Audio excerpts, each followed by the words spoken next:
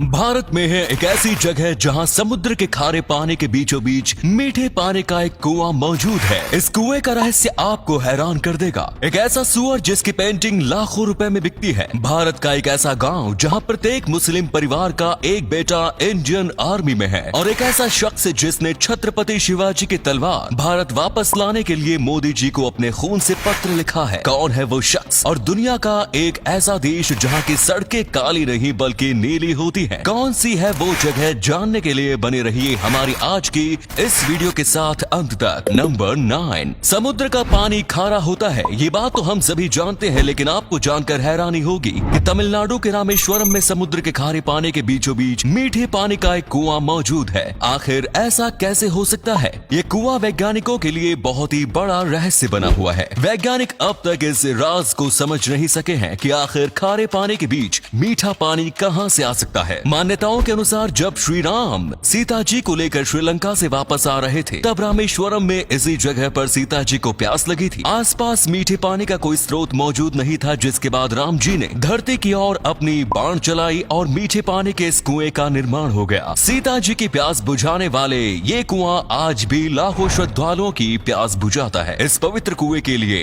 एक लाइक तो बनता है। नंबर 8, यदि आप दुनिया के सबसे अमीर देशों में से कतर में घूमने जाते हैं, तो फिर आपको वहाँ की सड़क ब्लैक रंग में नहीं बल्कि ब्लू रंग में दिखेंगी। कतर की राजधानी दोहा की सड़कों को ब्लू रंग में रंगा गया है। ब्लू रंग की ये सड़कें दिखने में तो काफी खूबसूरत लगती हैं, लेकिन इसकी पेंटिंग खूबसूरती के लिए नहीं की गई है। दरअसल कतर में गर्मी काफी ज्यादा पड़ती है। ये बात तो आप जानते ही हैं कि ब्लैक रंग हीट को एब्जॉर्ब करता है, जिस कारण रोड के सरफेस का टेम्परेचर एक्चुअल टेम्परेचर से 15 डिग्री से 20 डिग्री सेल्सियस ज्यादा होता है। इतने हाई टेम्परेचर की वजह से गाड़ी के टायर और रोड दोनों की ही लाइफ कम हो जाती है। इसी टेम्परेचर को कम करने के लिए सड़कों को ब्लू रंग में रंगा गया है। ब्लू रंग की वजह से सड़क का टेम्परेचर 10 से 15 डिग्री सेल्सियस तक कम हो जाता है। नंबर 7, पिछले कुछ सालों में भारत और नेपाल के रिश्ते काफी हद तक बिगड़ चुके हैं। पूरी दुनिया ये बात जानती है कि इस बिगड़ते रिश्ते के पीछे चीन का बहुत बड़ा हाथ था। लेकिन क्या आप जानते हैं कि चीन की सरकार की साजिशों को नेपाल में अंजाम तक कौन पहुंचा रहा है? चीन ने इस काम की जिम्मेदारी एक खूबसूरत ऑफिसर को दे रखी है। इस खूबसूरत महिला का नाम है हाओ यांकी, और ये नेपाल में चीन की राजदूत है। अपनी खूबसूरती और कूटनीतिक चालों के बलबूते इसने नेपाल के लोगों को अपना दीवाना बना लिया है। नेपाल में इसकी लोकप्रियता किसी सेलिब्रिटी की तरह है। चीन भारत के खिलाफ जितनी भी साजिशें रचता है, उन सभी को अंजाम तक पहुंचाने की जिम्मेदारी हाओ यांकी के ऊपर ही होती है। नंबर 6, सुअर को आमतौर पर एक असली जानवर ही माना जाता है, जो केवल खाते और सोते रहते हैं। लेकिन इस दुनिया में एक ऐसा सुअर है जो इन दोनों कामों के अलावा भी एक काम करना जानता है, और इस एक काम की वजह से ही अब तक लाखों रुपए की कमाई कर चुका है। पिकासो नाम का ये सुअर एक प्रोफेशनल आर्टिस्ट है। अपने मुंह में पेंटिंग ब्रश पकड़कर पिकासो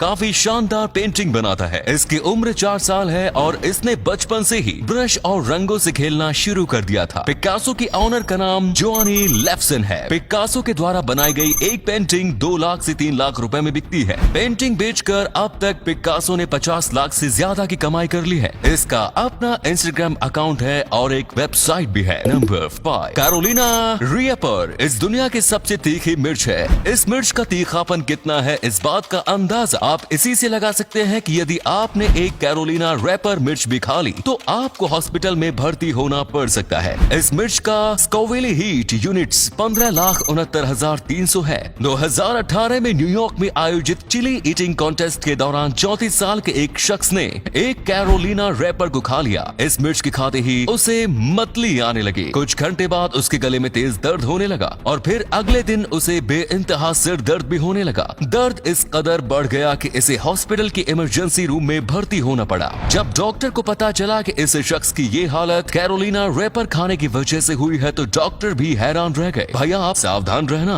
नंबर 4, वैसे तो अंतरिक्ष से धरती तक आने वाला सभी मेट्योराइट रेयर होता है, लेकिन चीन में मिला हुकैंग मेट्योराइट मोस्ट रेयर मेट्योराइट है। ये मेट्योराइट साल 2000 में हुकैंग माउंटेन के पास मिला था। ये एक पैलेसाइट है, यानी ये ओलिवाइन क्रिस्टल्स के साथ स्टोनी आयरन मेट्योराइट है। मोस्ट रेयर मेट्योराइट होने के साथ ही ये दुनिया के मोस्ट एक्सपेंसिव मेट्योराइट में से एक है। इसकी कीमत है $1.8 मिलियन।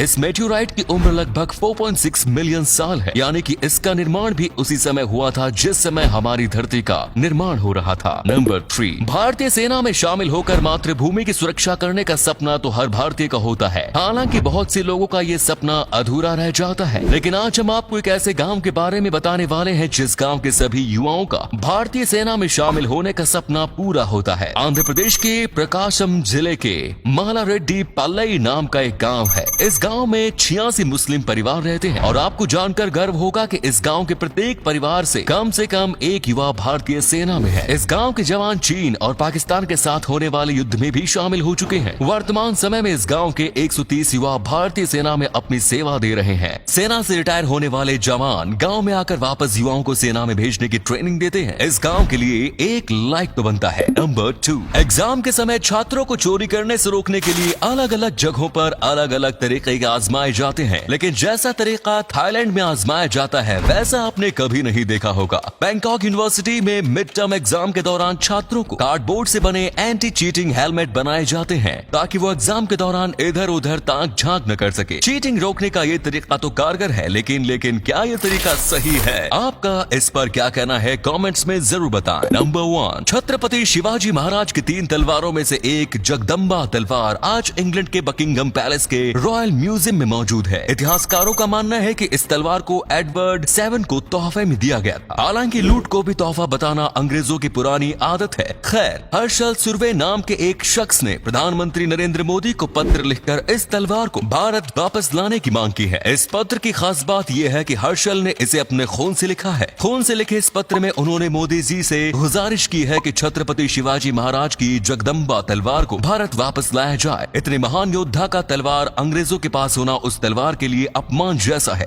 इसीलिए सरकार की ओर से स्वराज के लिए लड़ने वाले इस तलवार को मातृभूमि पर वापस लाने की कोशिश करनी चाहिए। तो उम्मीद है आपको आज की ये वीडियो पसंद आई होगी। अगर हाँ तो इस वीडियो को लाइक करें। इनमें से कौन सा फैक्ट आपको सबसे ज्यादा अच्छा लगा कमेंट्स में जरूर बताएं। इस तरह के और भी इंटरेस्टिंग फैक्ट वीडियोस देखते रहने के लिए चैनल को जरूर सब्सक्राइब कर लें। धन्यवाद।